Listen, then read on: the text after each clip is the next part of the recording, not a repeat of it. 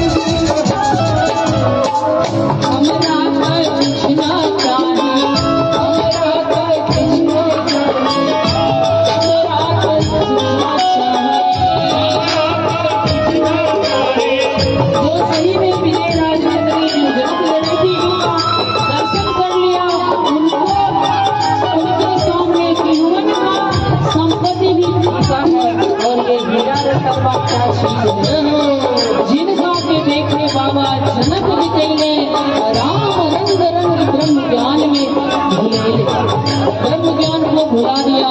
सिया राम रंग में विदेह राजी रंग गए। उनको इनके आगे सारे पदार्थ तुच्छ लगता है, सारा पदार्थ तुच्छ है। कहते हैं ओ हम रात पिछना चाहिए, हम रात पिछना चाहिए, हम रात पिछना चाहिए, हम रात पिछना चाहिए। पिछना चाहिए किसी चीज की तो चाह है, हीरा रतन नहीं चाहिए, जल चाहिए। बिन चाह के कोई नहीं जी रहा है, बिन उम्मीद के कोई नहीं जी रहा है, बिना आशा के किसी का जीवन ही नहीं है। कहीं न कहीं आशा लगाई हुई है हर एक जीव। आशा कहाँ लगती, जीव की इच्छा पर है। ओ